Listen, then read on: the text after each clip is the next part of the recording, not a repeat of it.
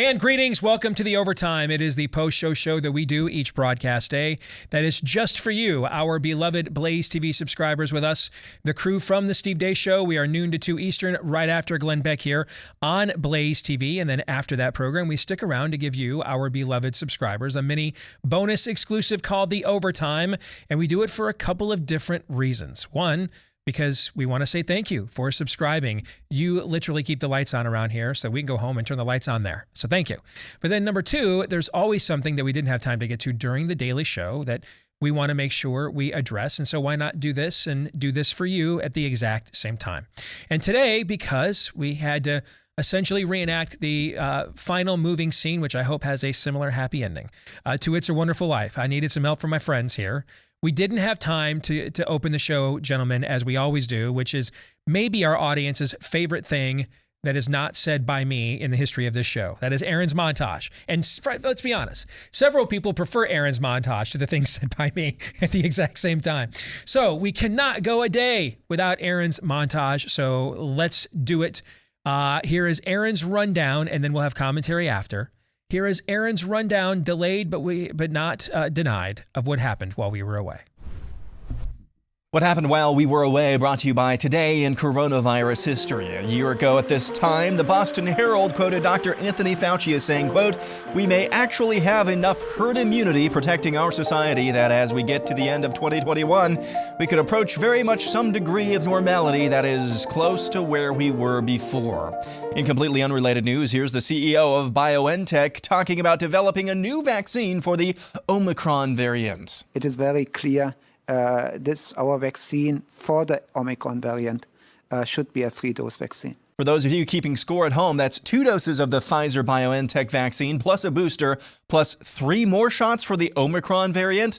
And further completely unrelated news, here's researcher and data analyst Kyle Lamb with COVID hospitalization numbers and ICU numbers a year ago compared to today. In Vermont, a year ago, they had 28 total admissions with 4 in the ICU. Today, that number is 94 total with 31 in the ICU. In New Hampshire, they had 216 total admissions, 51 in the ICU. Today, it's 438, 105 in the ICU.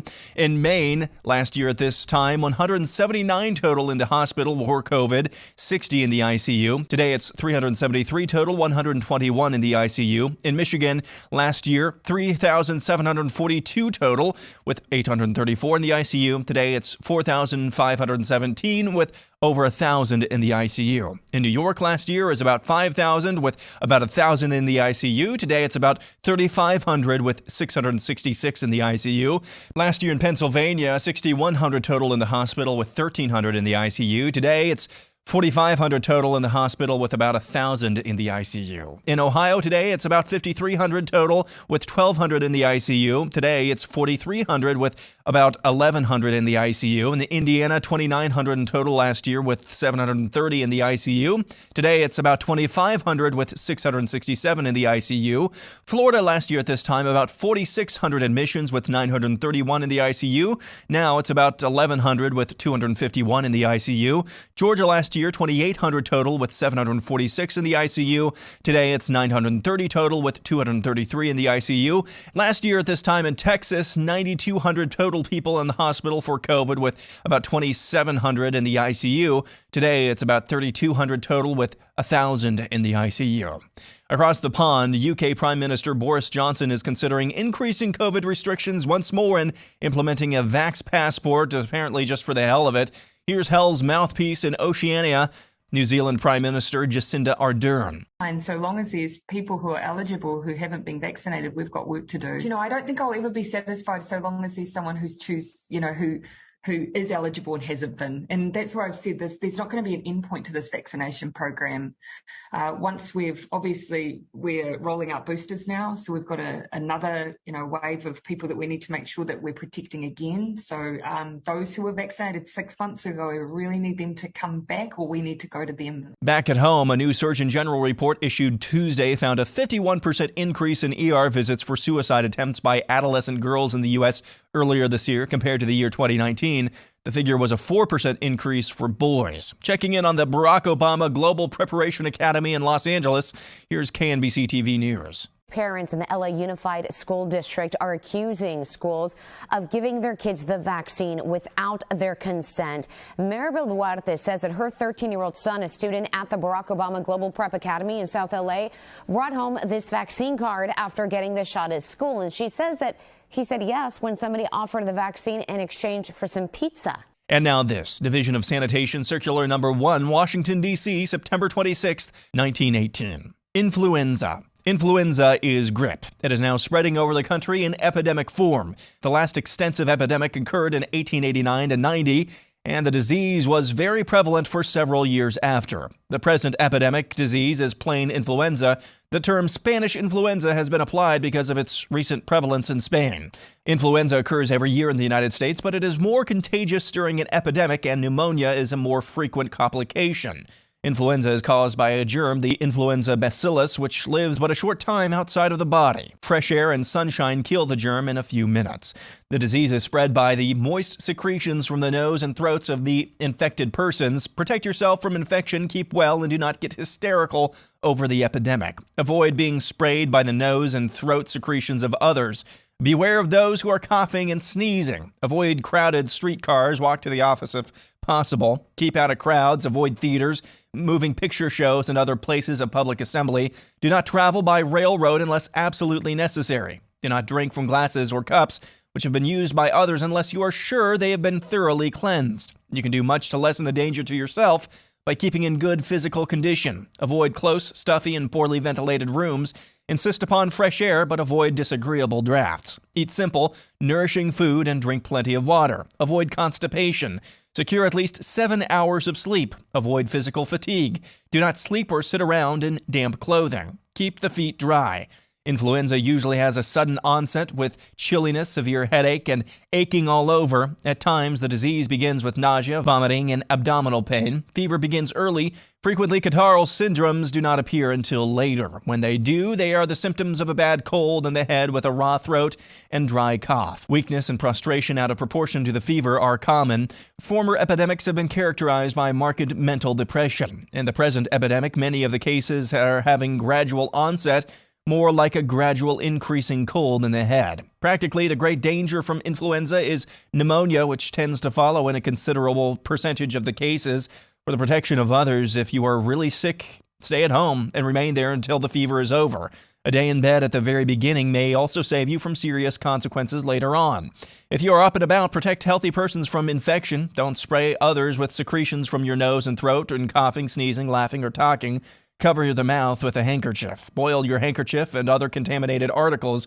Wash your hands frequently. Keep away from others as much as possible while you're having a cough. If you become ill, don't try to keep on with your work.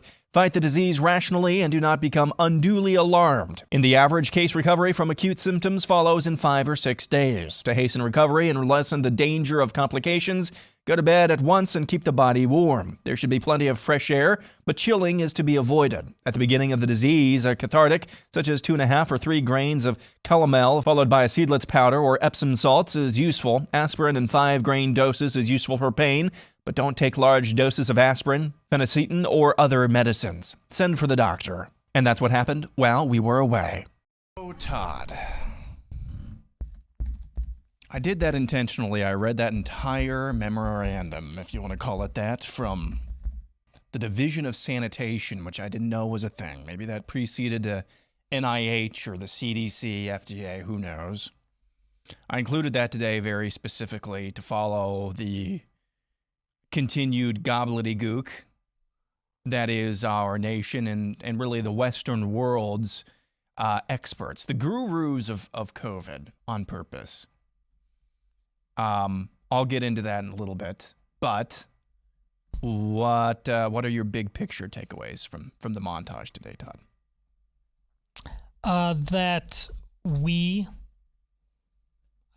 This is the kind of thing that, and they still do, those who say that global warming, overpopulation, things like that, this has been around for a while, where people are the real They've actually said people are the actual virus. And they were wrong. But here, in this case, I'm going to pick up that slogan. Once again, I've used it before. We are undeniably the very opposite of the people we've been waiting for in this stiff-necked generation. Our idolatry is so shiny that there are no shoulders of giants. There can't be, by definition, to stand on from any era. It's why we must destroy everything in our path. It's another thing about you. If you're on Twitter, you've seen USA Today is putting together another screed on why math is racist.